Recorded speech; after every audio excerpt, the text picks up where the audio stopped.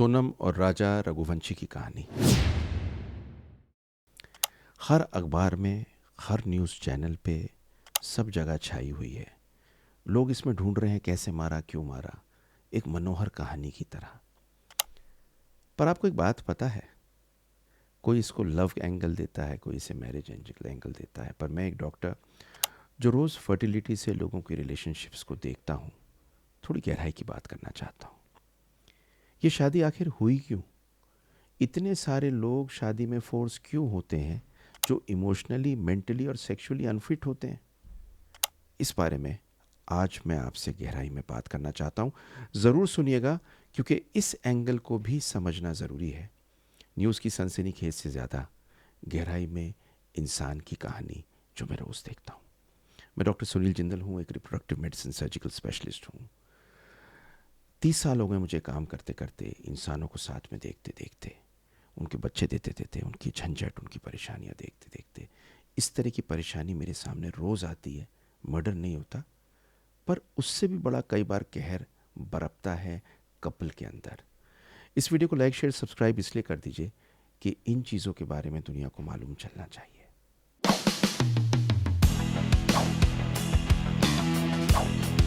तो इसके बारे में हमें क्या मालूम है, मैं सेंसेशनलाइज नहीं करना चाहता।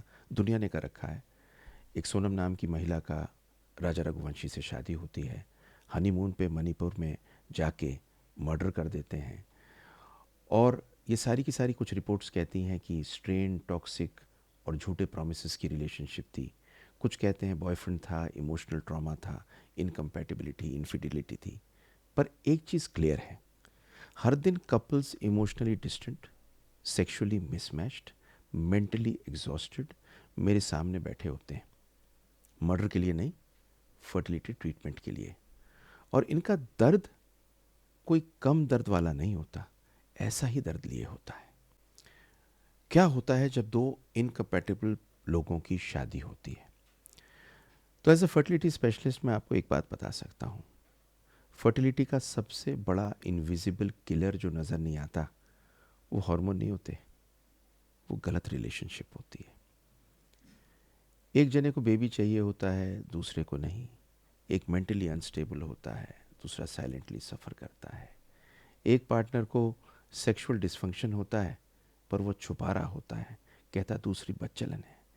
एक जने पे फैमिली प्रेशर होता है लड़की पे शादी करने का, और आदमी है जिसके बच्चा हो नहीं सकता। एक हाइड करता है किस चीज़ को, कि उसकी फिज़िकल इंटीमेसी कहीं और हो रही है।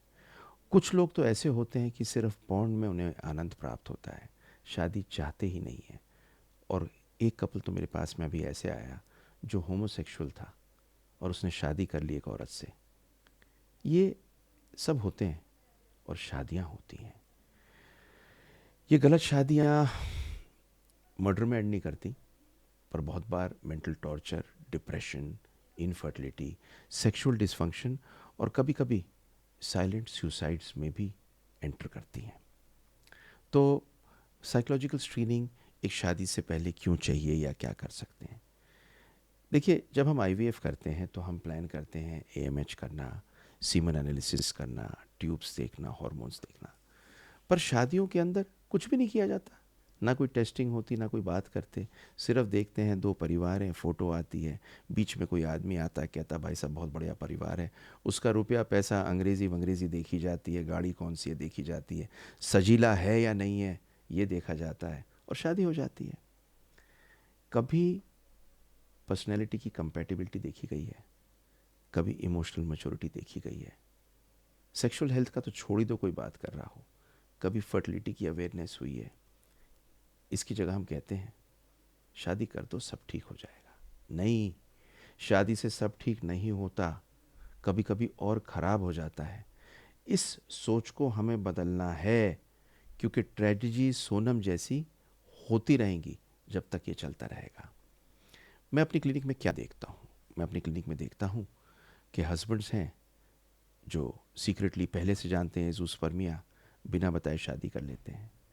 मैंने देखा है कि एक औरत की शादी ज़बरदस्ती होती है और फिर आईवीएफ कराना होता है, जबकि इनको बच्चा नहीं चाहिए होता। मैंने देखा कपल्स के बीच में झगड़ा है, शादी आगे कंटिन्यू नहीं करना चाहते, लोग कहते हैं बच्चा कर लो। मैंने देखा कपल्स जिन्होंने एक दास दूसरे को सालों से नहीं छुआ है और आते हैं फर्टिलिटी ट्रीटमेंट के लिए क्योंकि सेटिस्फाई करना चाहते हैं सोसाइटी को। और मैंने देखा है आपस में छूते इसलिए नहीं है कई बार बहाना करके कि मोहब्बत कहीं और चल रही होती है। ये इमोशनल मर्डर है, इसके अंदर लाइफ खुद ब खुद अपने आप ख़त्म हो जाती है। तो बड़ा क्वेश्चन ये है, शादी किससे करनी चाहिए, कब करनी चाहिए? तो इससे पहले कि हम सोनम की बात करें, उसके हस्बैंड की बात करें, एक क्वेश्चन पूछते हैं, क्या ये कभी कंपैटिबल थे? क्या ये फोर्स करके शादी की थी? क्या ये किसी को नज़र नहीं आ रहा था? क्या इस लड़की ने किसी फ्रेंड से या अपने माँ बाप से बात नहीं की थी? ये साइलेंट रेड फ्लैग्स होते हैं जो फैमिली इग्नोर करती है। आपको बताऊं, शादी एक सोशल चेकबुक नहीं है कि शादी हो गई। ये एक सेक्रेट डिसीजन है जो ट्रुथ, ट्रस्ट और ट्रांसपेरेंसी पे रहता है। How to avoid a tragic merger? मेरी एडवाइस एक डॉक्टर की तरह, प्री मैरिटल काउंसलिंग कर लीजिए। दोनों मिलते हैं तो एक ओपन कॉन्वर्सेशन कर लीजिए, बच्चों के बारे में, रिलेशंस पहले रहे हैं नहीं रहे हैं, हेल्थ के बारे में। अपनी फर्टिलिटी को चेक करा लीजिए अगर कोई डाउट है तो। सेक्सुअल डिसफंक्शन अगर है तो उसको ठीक करा लीजिए। मेरे पास में कितने लोग अनमैरिड आते हैं सेक्सुअल डिसफंक्शन के साथ। कुछ तो ऐसे होते हैं कि शादी ज़बरदस्ती कराई जा रही है और अगर मैं ठीक ना हुआ तो क्या होगा। एक तो पेशेंट मेरे पास में जिनकी वजह से मैं सेक्सुअल मेडिसिन करने लगा, करीब करीब 25 साल पहले आए ऐसे थे कि मैं सुसाइड करने जा रहा हूँ, ज़बरदस्ती शादी हो रही है, मैं सेक्स नहीं कर सकता। डॉक्टर साहब, सुसाइड करने से पहले आपसे मिलने आ रहा हूँ। मैं पानी पिला के जब उनसे बात की और फाइनली उनकी शादी हुई, फर्स्ट नाइट को वो ठीक थे। उन ज़माने में मोबाइल फ़ोन नहीं होता था और मेरे से आके मिले, सब ठीक हो गया। कितनी ख़तरनाक चीज़ थी उनके साथ। कभी भी शादी मत करिए प्रेशर में, गिल्ट में, इमोशनल ब्लैकमेल में। आपकी ज़िंदगी का सवाल है और जो कभी कभी एक गट फीलिंग होती है ना, उसे कभी इग्नोर मत करिए। ये वीडियो मैंने इसलिए बनाई है क्योंकि मैं चाहता हूँ कि डिसऑनेस्ट मैरिजेस ना हो। और अगर आपको ये वीडियो अच्छी लगे, आपको मेरी बात को गहराई में समझ में आए, इनफ लिख दीजिए, ENOUGH। ये काम नहीं होना चाहिए। थोड़ी सी सोसाइटी वाइज इसलिए बनाई क्योंकि रोज़ देखता हूँ। शेयर करिए लोगों में, ये जागरूकता होनी ज़रूरी है। शादी सबकी होती है, भगवान करे सबकी ठीक हो। लाइक शेयर सब्सक्राइब कर दीजिए क्योंकि मैं एक्चुअली दिल से चाहता हूँ ये वीडियो औरों पे पहुँचे। कमेंट बॉक्स में मैंने आपको बताया, ज़रूर लिखिए। मोस्ट इम्पॉर्टेंटली देखिए मेरी अगली वीडियो। खुश रहें, सलामत रहें, अच्छे रिलेशनशिप में रहें, हेल्दी रहें। खुश रहना ज़रूरी है, भगवान हमेशा आपके साथ रहेगा।